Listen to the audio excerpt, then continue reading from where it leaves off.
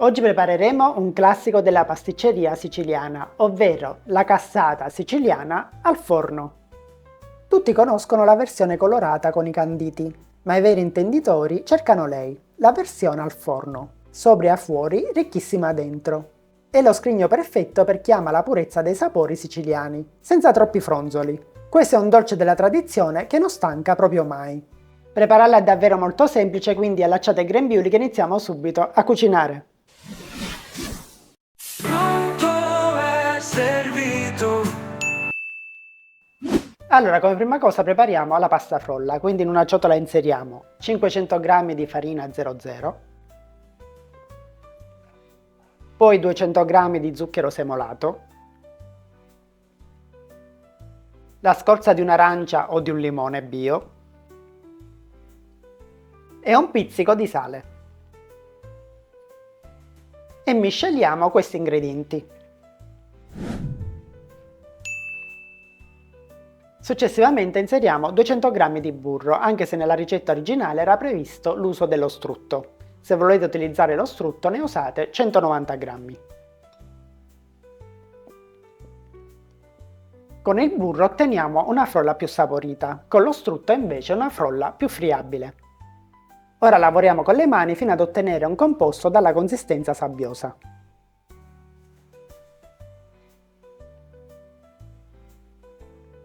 Una volta ottenuta questa consistenza, bella sabbiosa, allora possiamo aggiungere gli altri ingredienti, ovvero la componente liquida. Quindi inseriamo 2 uova intere e un cucchiaio di estratto di vaniglia. E adesso impastiamo velocemente fino ad ottenere un panetto dalla consistenza liscia e compatta. Non la lavoriamo troppo, giusto il tempo che si compatti, perché non dobbiamo formare il glutine. Questa regola vale sempre per qualsiasi tipo di frolla.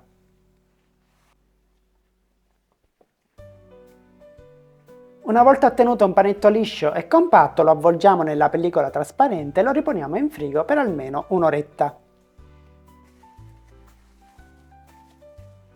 E nel frattempo che aspettiamo che la nostra frolla riposa in frigorifero, noi prepariamo la crema di ricotta e per farla ci occorrerà appunto della ricotta di pecora, in questo caso 500 grammi, che dobbiamo lasciare scolare tutta la notte, quindi acquistatela il giorno prima.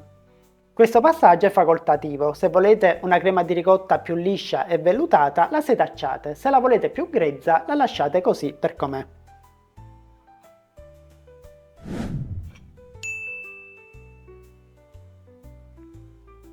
Ne inserisco una piccola quantità in un setaccio, dopodiché servendomi di un cucchiaio vado a schiacciare. In questo modo. Ci vorrà un po' di tempo, ma il risultato sarà sicuramente migliore.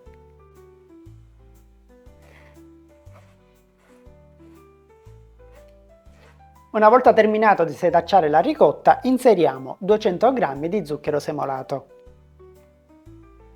insieme alla scorza di un'arancia bio e mescoliamo il tutto.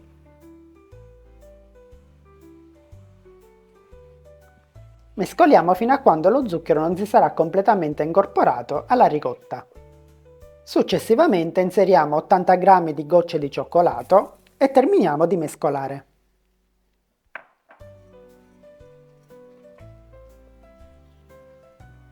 E ora riponiamo in frigo fino al momento dell'utilizzo. Trascorsa un'ora riprendiamo il nostro impasto e lo stendiamo. Ma prima gli diamo una veloce rimpastata per rendere l'impasto più plastico.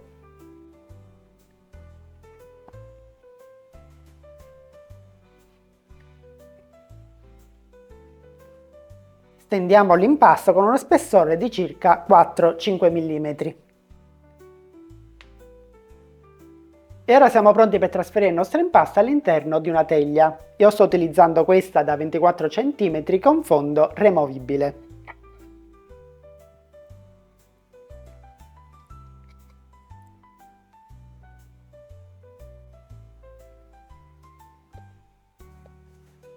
E tagliamo la frolla in eccesso.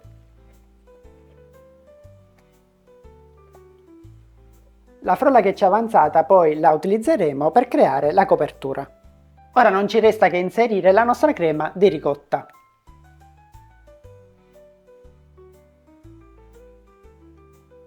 E la livelliamo su tutta la superficie. E per ultimo ristendiamo di nuovo l'impasto che ci è rimasto.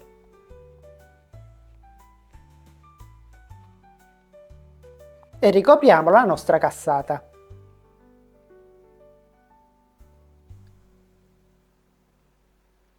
Togliendo l'impasto in eccesso, che utilizzeremo magari per fare dei biscotti. Il cornicione lo abbassiamo a livello della crema, perché una volta terminata la torta questa sarà la base. Sigilliamo poi per bene l'impasto. E per ultimo facciamo dei piccolissimi tagli sulla superficie. Questo servirà per evitare che l'impasto si deformi in cottura. E adesso siamo pronti per infornare con forno statico 180 gradi per circa 45-50 minuti. E una volta sfornata la lasciamo raffreddare completamente, dopodiché gli diamo una bella spolverata di zucchero a velo.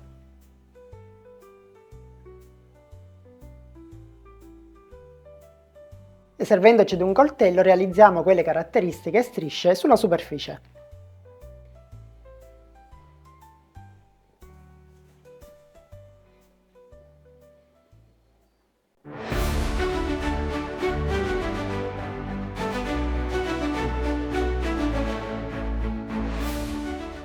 E adesso la nostra cassata siciliana al forno è pronta per essere gustata. Pronto e servito!